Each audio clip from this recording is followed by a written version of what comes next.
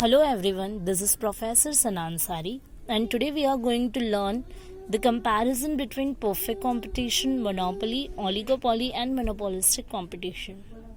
इस वीडियो में हम कंपेयर करेंगे या फिर कौन कौन से डिफरेंसेस होते हैं चारों मार्केट टाइप में, परफेक्ट कंपटीशन में, मोनोपोली में, ओलिगोपोली में, मोनोपोलिस्टिक कंपटीशन में. इसे हम यहाँ पे लर्न करेंगे. जैसे कि मेरे लास्ट 2 वीडियोस में हमने ऑलरेडी डीपली डिस्कस किया है कि परफेक्ट कंपटीशन क्या होता है, ओलिगोपोली क्या होता है, what you mean by monopoly and monopolistic competition. ये हमने ऑलरेडी डिस्कस कर लिया है. अब हम यहाँ पे जैसे कि आप देख सकते हैं कि ये मैंने एक स्ट्रक्चर रेडी किया है जिससे हमें एक्चुअली ये चारों मार्केट टाइप है. आगे आप देखेंगे तो FY BCom SAM 1 में इस चारों मार्केट टाइप पर पूरे चैप्टर्स हैं. तो अगर आपका बेसिक क्लियर होगा तो आप इजीली उस जो भी मार्केट टाइप्स हैं उन्हें इजीली आप समझ सकते हैं. उसके डायग्राम्स आएंगे आगे, तो डायग्राम्स वगैरह को समझना बहुत ही ईजी हो जाएगा. तो यहाँ पे स्ट्रक्चर है, वो स्ट्रक्चर के थ्रू या फिर मैं डायरेक्टली की पॉइंट्स बोल सकती हूँ जिसके थ्रू आप इजीली आपके चारों मार्केट टाइप के डिफरेंसेस को समझ सकते हैं. अब जैसे कि आप यहाँ पर देख सकते हैं मैंने कुछ हेडिंग्स रखी हैं. यहाँ पर आप देख रहे हैं मार्केट स्ट्रक्चर कि कौन सा मार्केट स्ट्रक्चर है, यानी कि कौन सा टाइप ऑफ मार्केट है.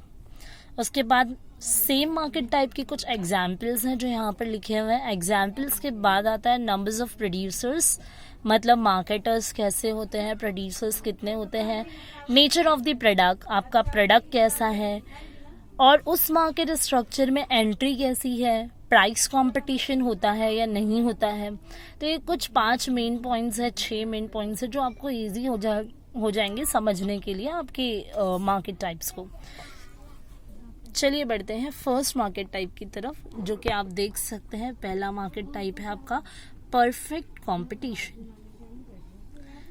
परफेक्ट कंपटीशन में क्या होता है हमने ऑलरेडी लास्ट वीडियो आप मेरी देख सकते हैं. मेरे चैनल को सब्सक्राइब करके डीपली अगर आपको समझना है, इसमें मैं आपको की पॉइंट्स के अकॉर्डिंग समझाना चाहूँगी. परफेक्ट कंपटीशन में अगर यहाँ देखा जाए तो ये एक ऐसा मार्केट सिचुएशन है जहाँ पे we have large numbers of buyers and sellers, those are selling homogeneous and identical products.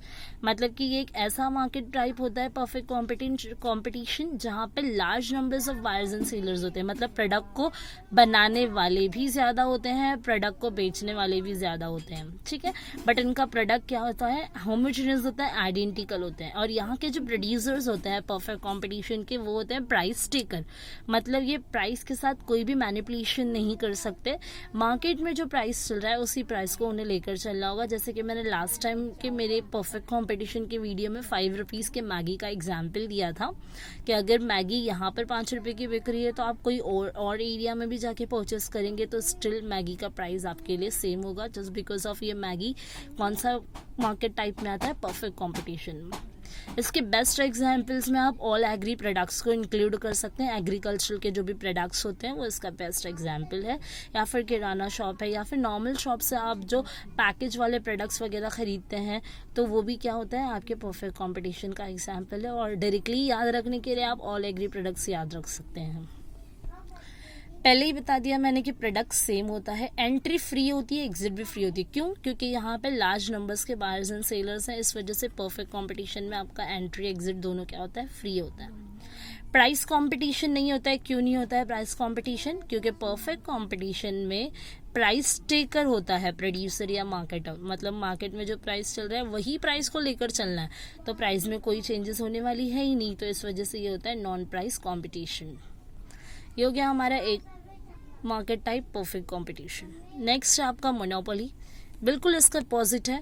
जैसे कि मोनोपोली में हमने देखा था large numbers of buyers and sellers होते हैं. मतलब प्रोडक्ट को बनाने वाले भी ज्यादा है, खरीदने वाले भी ज्यादा है. बट मोनोपोली में सिर्फ और सिर्फ एक होता है सेलर, सिंगल सेलर होता है, मैनी बायर्स अवेलेबल होते हैं, ठीक है. ज़्यादातर ये पब्लिक यूटिलिटीज़ में होता है. जैसे कि BMC जो आपको ड्रिंकिंग वाटर सप्लाई करती है, इलेक्ट्रिसिटी की सर्विसेज, BST की बसेस की सर्विसेज, ये सारी जो 3 सर्विसेज मैंने लिखा ये पब्लिक यूटिलिटीज़ के लिए है. बट इनका सप्लायर, इनका मार्केटर, इनका प्रोड्यूसर क्या होता है, सिंगल होता है. तो इस वजह से ये इसके बेस्ट एग्जाम्पल है मोनोपोली के. सिंगल सेलर होता है, इनका प्रोडक्ट यूनिक होता है। बीएमसी जैसे ड्रिंकिंग वाटर सप्लाई करने की सर्विसेज कोई एक आम इंसान नहीं कर सकता। तो ये जो बीएमसी वो ड्रिंकिंग वाटर सप्लाई कर रही है, तो ये प्रोडक्ट हमारे लिए क्या हो गया, यूनिक हो गया, डिफरेंट हो गया। एंट्री इज़ वेरी हाई, मतलब रिस्ट्रिक्शंस होते हैं, एंट्री रिस्ट्रिक्शंस होती है, बैरियर्स होते हैं, आप इजीली एंटर नहीं कर सकते मोनोपोली मार्केट टाइप में। और यहाँ पे भी नॉन प्राइस कंपटीशन होता है। मोनोपोलिस्ट जो होता है वो होता है प्राइस मेकर, मतलब वो अपने अकॉर्डिंग प्राइस में चेंजेस कर सकता है।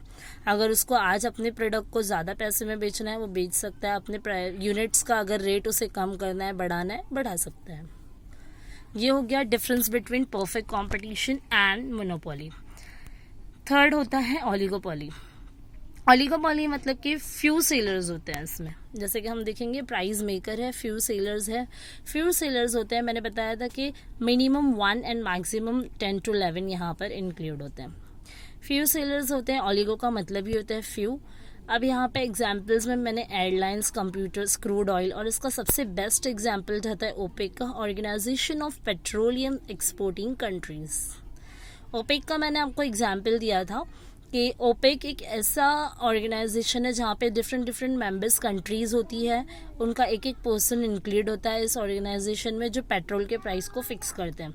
तो मतलब जो मेंबर्स कंट्रीज़ हुई जिसमें ईरान, अफगानिस्तान वगैरह होते हैं, तो यहाँ पे 10 से 11 मेंबर्स कंट्रीज़ हैं जो मिलकर एक ऑर्गेनाइजेशन बना लेते हैं। तो फ्यू मेंबर की हो गई एक ऑर्गेनाइजेशन, और ये एक स्टैंडर्ड प्रोडक्ट बेचते हैं। डिफरेंट प्रोडक्ट होता है, जैसे कि मैंने petrol, crude oil, computers, airlines का आपको एग्जांपल दिया।